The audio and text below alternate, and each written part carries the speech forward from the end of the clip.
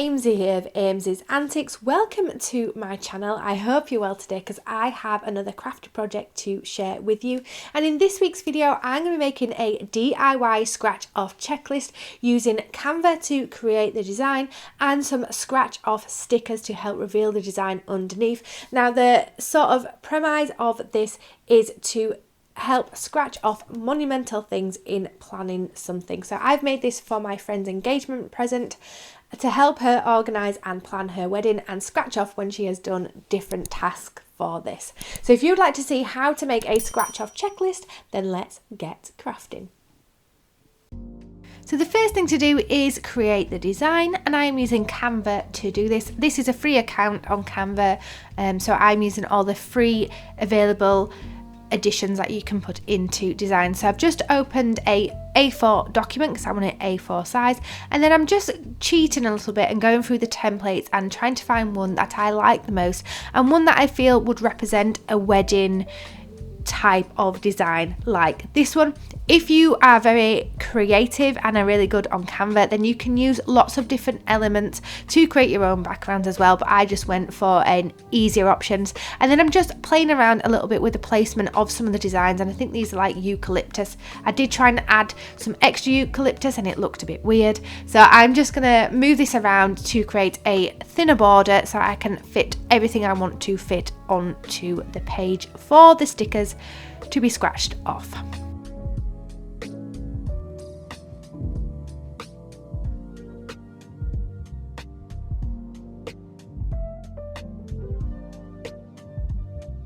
So once I've got the initial placement down for the background designs, it is time to start focusing on the text and the rest of the design. So first I'm just moving up the font that is already on the template up towards the margin bit of the document, and I'm changing the text to things to do before we say I do, because this is a wedding countdown checklist of all the different tasks that you need to do, and I'm just playing about here with the different font types. So I initially went for it all in one, and then I actually quite liked the I do to be in a different font, so I'm just changing that up here as well as changing up the colour. Now what is good with Canva is once you have an element or design on the page, when you open up the colour chooser, it does pick out the different colours of the palette that is already there, so you can then match up the rest of your design to what is already there, which is something I really like. So a top tip, if you are using something on Canva and you have a specific colour you want in mind, then make sure that is on the document first, whether it is something that you are going to be keeping on the document or the post or whatever you're making.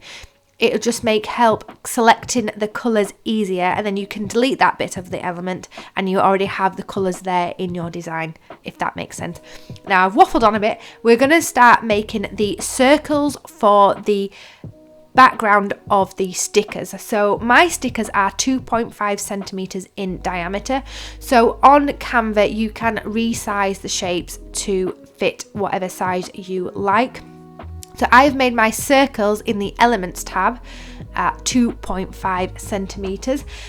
Because this is the free version, you can actually input the size that you want, like I would do on the Silhouette Cameo 4 program. You can put in exactly. You can't on this, so you just got to play about and hope that it fits. Then I am doing 30 circles because we're going to have 30 things to scratch off in this checklist. I have just then copied them all, line them up and set them down onto the page.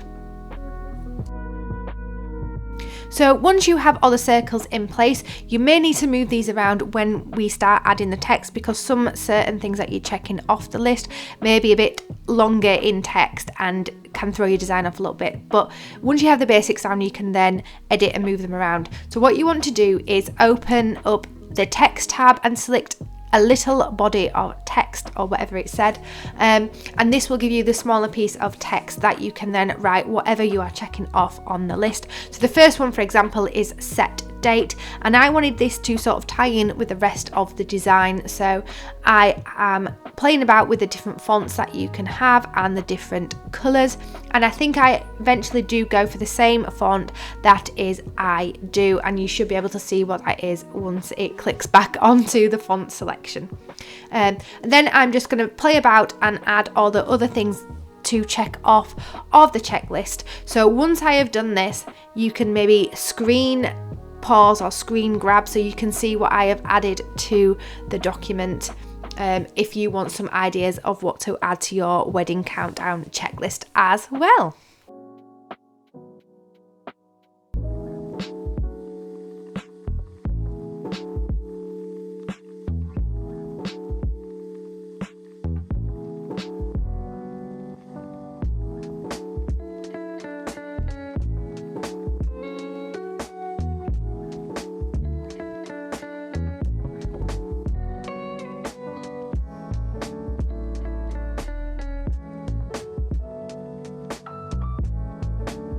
And this is the design with all of the text, so pause it here, take a screen grab, whatever you want, if you want to get some ideas for what you would like to add to your wedding checklist as well. Now I felt the design needed a little bit of something extra. It looked a bit plain and bland, so I'm going into the Elements tab on Canva and selecting various graphics to represent what is written above each circle. So for example, this one is the calendar, and I'm using line drawings that can be edited, so you can change the colour of the drawing so that it matches the aesthetic of the rest of the design. So here you will see I am just going through all the different things that I have put on to check off the checklist and trying to find a suitable graphic for them within the Elements tab. Now in this bit you do need to be careful what you are selecting, because some of these are not free and a lot of them are paid, so it makes it a little bit more difficult when there is only a small selection of the free ones, if that makes sense, but you can work through it and make it look lovely. And at the end of this you will see a screenshot again, like we did with the words, where you can pause, screen grab to get some ideas of what graphics you may want to add to your checklist.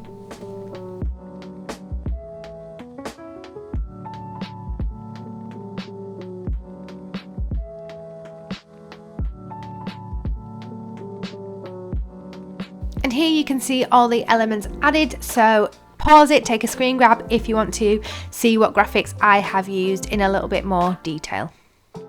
And once you're happy with the design, it's time to download it so that it can be printed off. Now with Canva you can send this for professional printing, but I have a new printer, so I wanted to try this out.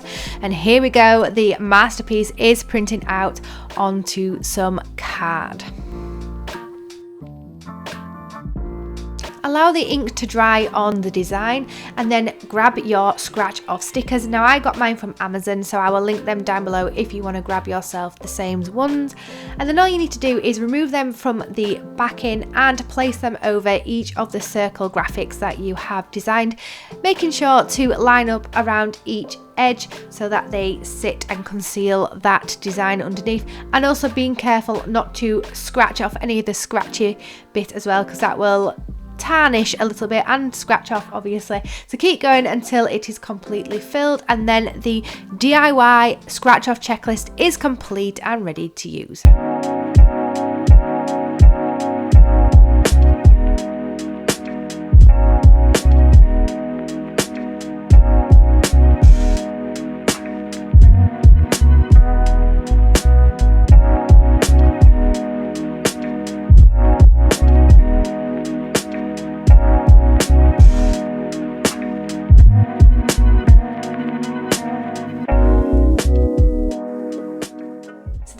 How to make a DIY scratch off checklist, perfect for counting down and planning a monumental event like a wedding, which is what I made. Now this was really easy to put together. The most difficult part is coming up with the design and what you want to include on the checklist. Once you have that sorted, printed, it is Pretty simple, putting on the stickers and then it is ready to go.